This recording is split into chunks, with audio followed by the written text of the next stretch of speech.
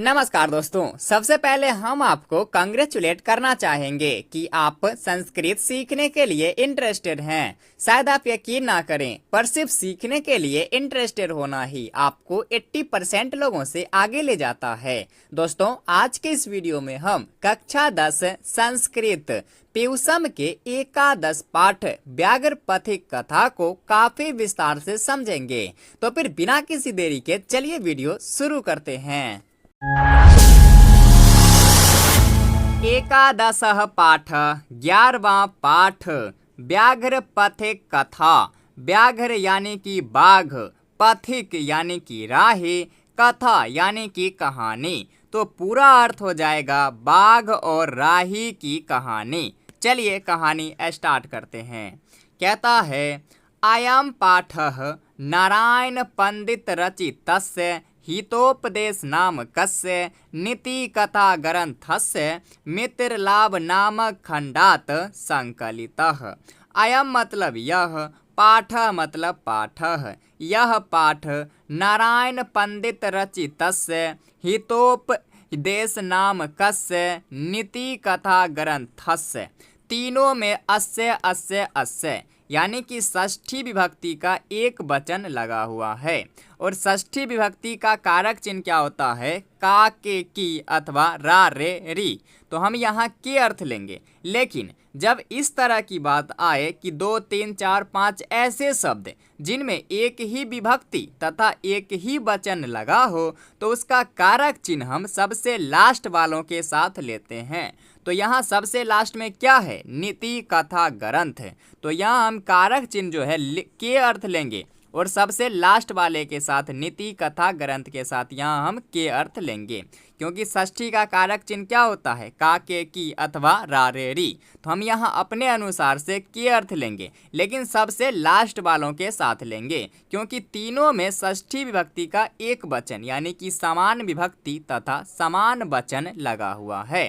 तो पूरा अर्थ हो जाएगा, यह पाठ नारायण पंडित रचित हितोपदेश नामक नीति कथा ग्रंथ के, यहाँ पर हम कारक चिन्ह लेंगे, नीति कथा ग्रंथ के मित्रलाभ नामक खंडात, पंचमी विभक्ति का एक वचन। पंचमी विभक्ति का कारक चिन्ह क्या होता है? से। मित्रलाभ नामक खंड से संकलितः, संकलित किया गया है, लिया गया है। आगे कहता है, हितोपदेशे बालकानां मनोरंजनाय नीति शिक्षानाय च नाना कथाः पशु पक्षी संबद्धा श्राविताः।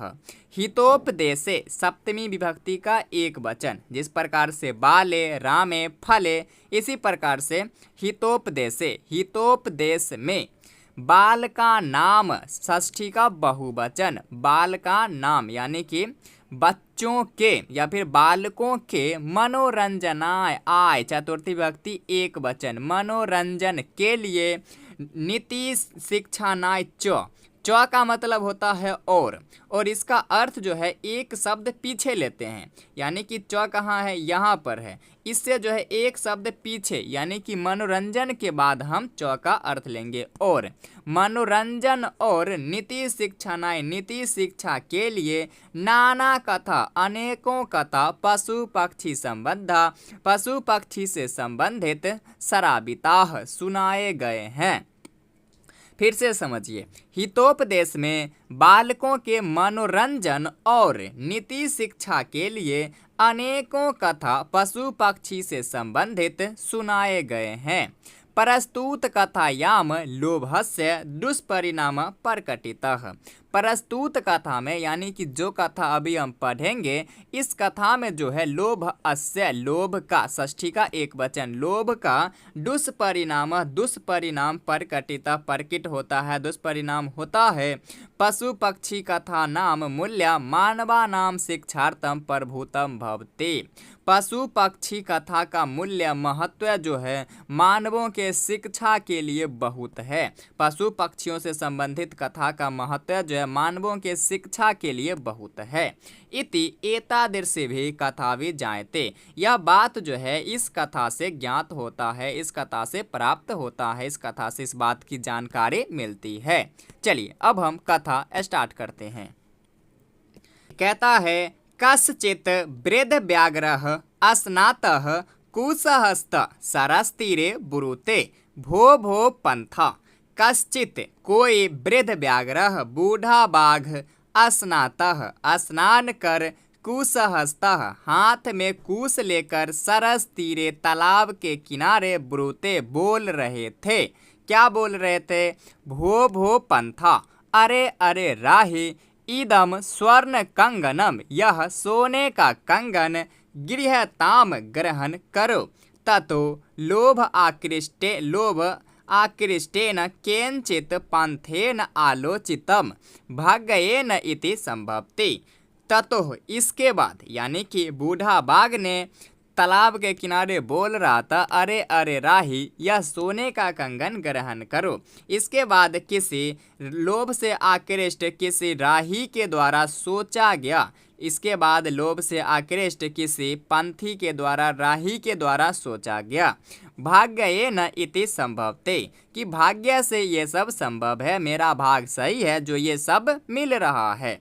किंतु अस्मिन् आत्मसंदेह प्रवृत्तिर्न विधेयतः, किंतु इसमें आत्मसंदेह दिख रहा है, क्योंकि कहा गया है, क्या कहा गया है? अनिष्टा इष्ट लाभे अपि न गतिर्जायते शुभ यत्रास्ते विषम संगो अमृतम तदपि मृत्यु एव।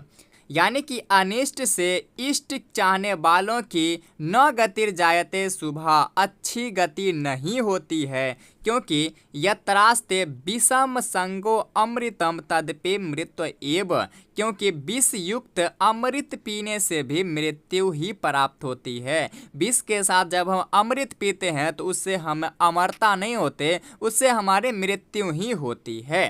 फिर से समझिए, अनिष्ट इष्ट लाभे अपि न गतिर जायते शुभा यत्रास्ते विषम संगो अमृतम तदपि मृत्यु एव। यानी कि अनिष्ट से इष्ट की प्राप्ति करने वाले लोगों की न गतिर जायते शुभा, अच्छी गति नहीं होती है। जिस प्रकार से विष के साथ अमृत पीने से मृत्यु ही होती है। चलिए आगे बढ़ते हैं। आगे कहता है, किंतु सर्वत्र अर्थ अर्जने प्रवृत्ति संदेह एव, किंतु सभी जगह धन अर्जित करने में संदेह ही रहता है। तन्निरूपयामि तावत् प्रकाशम ब्रूते, इसलिए पहले जांच करता हूँ।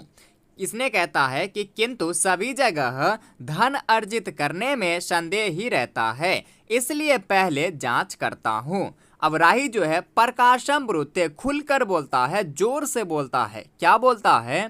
कुत्र त्वा कंगनम, कुत्र कहाँ, त्वा तुम्हारा, कंगनम कंगन, कहाँ है तुम्हारा कंगन। व्याघ्रो हस्तम प्रसार्य दर्शयति, बाघ जो है हाथ पसार कर दिखाता है। पंथो अवदत, फिर राही बोलता है, कथम मरात्मक के त्वये विश्वासः, कि अरे हिंसात्मक तुम पर कैसे विश्वास किया जाए। व्याघ्र उवाच, बाघ ने बोला, क्या बोला? श्रीनु रे पंथा, सुनो रे राही, प्रागेव यौवन दशायाम अति दुर्वृत्त आसम, कि पहले मैं जवानी की अवस्था में बहुत ही दुर्वृत्त था, दुराचारी था। अनेको गो मानुषा नाम बधानबे पुत्रा मृता दाराच, यानी कि अनेकों गाय और मनुष्यों के वध से मेरे पुत्र और पत्नी मर गया। वंशहीन च अहम, और मैं वंशहीन हूँ। अतः केनचित धार्मिकेन अहम आदिष्ट, इसके बाद किसी धार्मिक ने मुझे, किसी धार्मिकों से मैं आदिष्ट हूँ, उपदेशित हूँ। दान धर्म आदि कम चरतु भवान, इसके बाद किसी धार्मिक व्यक्ति ने हमें आदेश दिया, उपदेश दिया कि दान धर्म आदि का आचरण करें आप। तत् उपदेशात इदानीम अहम दानशीलो दाता वृद्धो गलित नंख दंतो कथम न विश्वास भूमेः। तत् उपदेशात इदानीम अहम, उसके उपदेश से उपदेशित होकर इस समय मैं स्नान करने वाला, दानी, बूढ़ा, गला हुआ नख और दंत वाला हूँ। कथम न विश्वास भूमि, तो बताओ मैं कैसे विश्वास के लायक नहीं हूँ। मया च धर्मशास्त्राणि अधीतानि शृणु। मया च और मेरे द्वारा धर्म शास्त्रों का भी अधीतानि अध्ययन किया गया है, सुनो। इसके बाद कहता है बाकी मेरे द्वारा धर्म शास्त्रों का भी अध्ययन किया गया है, सुनो क्या अध्ययन किया गया है। कहता है दरिद्रान भर कौन्तेय मां प्रयच्छेश्वरे धनम व्याधि तस्य औषधयम पथस्य पथ्यम निरुजस्य किम औषधये। यानी कि हे अर्जुन, यदि दान देना हो तो गरीबों को दो। मां प्रयच्छेश्वरे धनम, जो धनवान है उसे धन मत दो, क्योंकि व्याधि तस्य औषधम पथ्यम निरुजस्य किम औषधये। किंतु दवा जो है, व्याधि जो है रोगियों का सहायक है, जो निरोग है उनके लिए औषधि किस काम का। कहता है कि हे अर्जुन, यदि दान देना हो तो गरीबों को दो, जो धनवान है उसे दान मत दो, क्योंकि औषधि जो है रोगियों का सहायक होता है, जो निरोग व्यक्ति है उसके लिए औषधि किस काम का। आगे कहता है अन्यच, यानी कि और भी सुनो, आगे भी पढ़ा गया है और भी सुनो। आगे कहता है कि दातव्यम इति यत दानम दीयते अनुपकारिणे देशे काले च पात्रे च तत् दानम सात्विक विदु। यानी कि कहता है कि हे अर्जुन, दान देना हो तो उसे दो जो आपका कभी उपकार नहीं किया हो। हे अर्जुन, यदि दान देना हो तो उसे देना चाहिए, उसे दान दो जो आपका कभी उपकार नहीं किया हो, क्योंकि और देशे काले च पात्रे च तत् दानम सात्विक विदु। और समय स्थान समय और उचित व्यक्ति का विचार कर दिया गया दान सात्विक दान कहा गया है। क्या कहता है कि हे अर्जुन, यदि दान देना हो तो उसे देना चाहिए जो आपका कभी उपकार नहीं किया हो, और स्थान समय और उचित व्यक्ति का विचार कर दिया गया दान सात्विक दान कहा गया है। चलिए आगे बढ़ते हैं। आगे कहता है तत् अत्र सरसी स्नात्वा स्वर्ण कंगनम गृहान। इसलिए अब जो है तालाब में नहाकर सोने का कंगन ग्रहण करो। ततो यावत असौ तत्वचः प्रतीतो लोभात् सरः स्नातुम प्रविशति। इसके बाद उसके यानी कि शेर के इसके बाद वह शेर के वचन में यानी कि शेर के बातों से प्रेरित होकर आकृष्ट होकर लोभ से आकृष्ट होकर स्नान के लिए प्रवेश करता है। इसके बाद जो है वह उसके यानी कि शेर के बातों में आकर लोभ से आकृष्ट होकर स्नान के लिए तालाब में प्रवेश करता है। तावत महापंके निमग्नः, तब जो है महापंक में महाकीचर में निमग्न हो जाता है, फंस जाता है। पलाय तुम अक्षमः, और भागने में निकलने में अक्षम हो जाते हैं। पंके पतितम दृष्ट्वा व्याघ्रो अवदत्। पंक में यानी कि कीचड़ में पतित गिरा हुआ देख कर बाघ ने बोला, क्या बोला, अहह महापंके पतितो असि अतः त्वम अहम उत्थापयामि। बाघ ने कहा कि आह महाकीचड़ में पतित गिर गए हो तुम, अतः इसलिए मैं तुमको उठाता हूँ। इति उक्त्वा, ऐसा कहकर शेर ने शनैः शनैः उपगम्य तेन व्याघ्रेण धृतः सह पंथो अचिंतयत्। ऐसा कहकर शनैः शनैः यानी कि धीरे धीरे शेर ने उस व्यक्ति के पास जाकर तेन व्याघ्रेण धृतः उस बाघ के द्वारा वह व्यक्ति पकड़ लिया गया। सह पंथेन चिंतयत्, अब वह पंथी जो है राही जो है सोच रहा है। क्या सोच रहा है, इसे इस श्लोक के माध्यम से समझिए।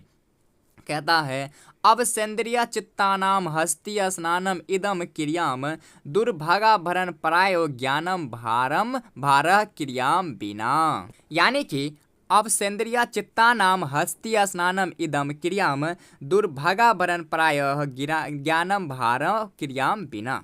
अब सेंद्रिया चित्ता नाम यानी कि जिसकी इंद्रियां और मन अपने बस में नहीं होता है, उसकी क्रिया जो है हाथी के स्नान के समान निरर्थक हो जाती है। तथा दुर्भाग्यशाली लोगों का ज्ञान जो है प्रायः क्रिया के बिना व्यर्थ हो जाता है, भार के समान हो जाता है। यानी कि जिसके इंद्रियां और मन अपने बस में नहीं होता है उसकी क्रिया जो है हाथी के स्नान के समान निरर्थक हो जाता है। हमेशा जो है या दुर्भाग्यशाली लोगों का ज्ञान जो है प्रायः क्रिया के बिना जो है व्यर्थ हो जाता है। इति चिंतयन् असौ व्याघ्रेण व्यापादित खादित च अतः उच्यते। ऐसा सोच ही रहा था कि बाघ के द्वारा वह मार दिया जाता है और खा लिया जाता है, अतः उच्यते इसलिए कहा गया है। क्या कहा गया है? कंगनस्य तो लोभेन मग्नः पंके सुदुस्थिरे वृद्ध व्याघ्रेण संप्राप्तः पथिकः सह मृतो यथा। यानी कि कंगन के लोभ से आकृष्ट होकर वह राही भयंकर कीचड़ में फंस गया और बूढ़े बाघ के द्वारा मारकर खा लिया गया। इसलिए हमें कभी भी लोभ नहीं करनी चाहिए। कंगन के लोभ से आकृष्ट होकर वह राही बूढ़े बाघ महाकीचड़ में फंस गया और बूढ़े बाघ के द्वारा मारकर खा लिया गया। इसलिए हमें कभी भी लोभ नहीं करनी चाहिए। दोस्तों आशा करता हूं कि ये वीडियो आपके लिए काफ़ी यूजफुल रहा होगा। यदि आप ऐसे ही और वीडियो देखना चाहते हैं तो प्लीज़ आप हमारे चैनल को सब्सक्राइब जरूर करें। धन्यवाद।